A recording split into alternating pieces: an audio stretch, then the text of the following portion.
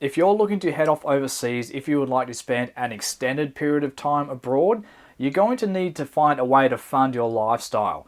In this video, I'm going to go through some of the main ways that people fund their lifestyle while living overseas. Aaron here from Offshore in Asia. We help people move, do business and invest overseas. So if you're interested in learning about how you can do that, head over to offshoreinasia.com to find out more. These days, it is getting a lot easier to spend longer periods of time overseas. We have a lot of digital nomads that are being released by various countries. It is also getting easier to work and earn money online. So in this video, we're going to show you some of the common methods that people use to sustain their lifestyle while living overseas. And the beauty is, no matter your wealth level, no matter your age, even your skill level doesn't matter too much. Generally speaking, no matter your situation, there will be something that you can do in order to make money while living overseas and to indeed set up a life there and have that money coming in to keep it going. So in this video, we'll cover some of the main ways that people do this. The first option is running a business.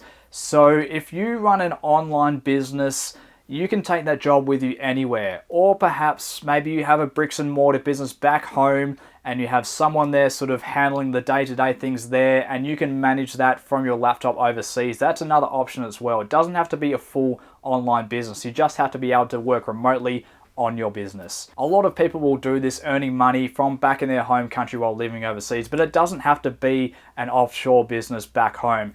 You can also get involved by run a business in the country you're staying in. It might even get you a visa. Now this might be running a bar, running a hotel or a hostel, some other kind of tourism activity, a restaurant.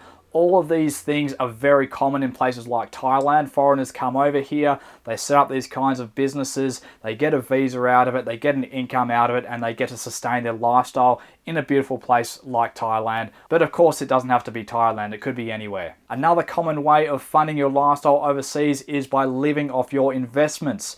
And two of the main investment options are dividend income and rental properties. So if you have properties back home, you're earning rental off it. If your mortgage is paid off or paid off enough so that you have some good cash flow out of it, you can then bring that money over and use that to live off in the country you're living in overseas. Same with dividends. Dividends can be an ideal way to fund a lifestyle overseas because you don't have to do anything. You don't have to worry about your tenants or paying your bills or paying a mortgage or things going wrong, repairs and maintenance that might be required on a rental property.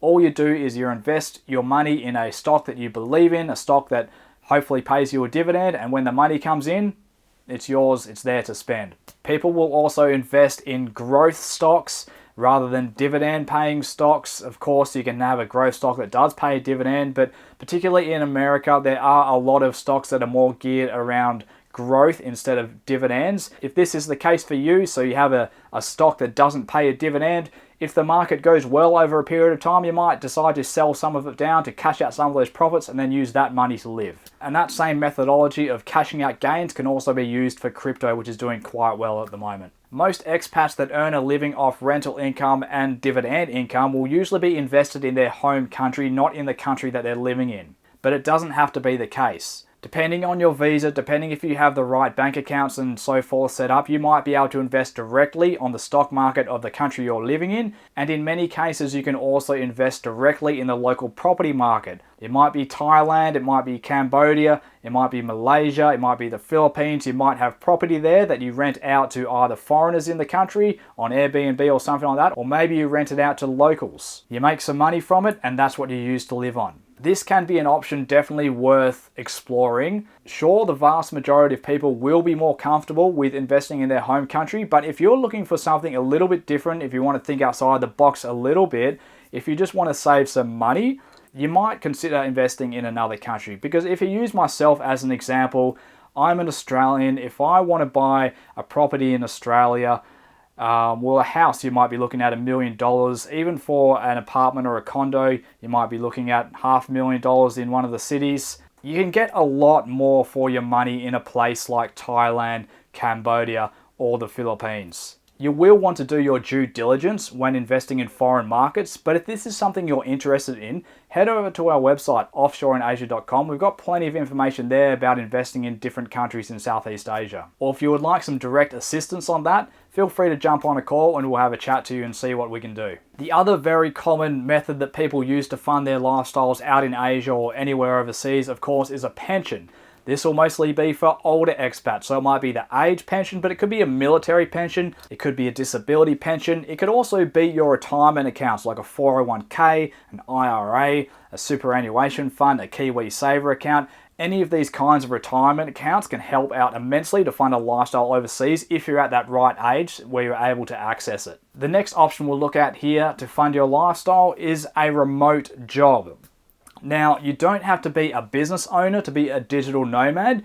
It is becoming more and more common for people to work remotely for companies based overseas. If you're an American, maybe you work online from home and then you go and move to Malaysia and your employer says, no worries, I don't mind you working from Malaysia as long as you continue doing your job. That's fantastic. You can maintain your income. If you can maintain a US level income in a place like Malaysia, you can live very well. These days, you can do all manner of things remotely as far as remote work goes. The whole remote work scene really has exploded in the last couple of years, as all of you will know. The last option we'll look at for funding a lifestyle overseas, and this is one of the more traditional methods of making money when traveling, is of course to have a local job. Now, back in the day, one of the only ways to do this was to teach English. Having a TEFL certification, you could go to a place like Vietnam and earn quite a good hourly salary there. You can also make quite good money in places like Japan and Korea. One of the main criteria for being an English teacher overseas would be simply to be a native English speaker. You might then be required to go get your TEFL certification, which stands for Teaching English as a Foreign Language, and then it'd be a lot easier to get a job. You could get a job in a language school teaching English to adults, or you could get a job in a regular school teaching English to kids. So teaching English overseas is one of the most common jobs that people will do if they're going to work for a local employer, but it doesn't have to be that. It could be in a hospital, it could be in the tourism sector. There certainly are opportunities around if you have a good look. Now, if you're interested in moving overseas and figuring out how you're going to fund your lifestyle, if you want to talk to someone about that, we can help you to do that. We can help you to strategize, we can business plan. If you're already along the pathway a little bit and you need to sort of find a way to do business, we can help set you up with a company in the country that you want to be incorporated in. Maybe you want some assistance with portfolio construction, what kind of investments are lower volatility and perhaps more stable in their income. We can work around that with you as well. And if you are interested in how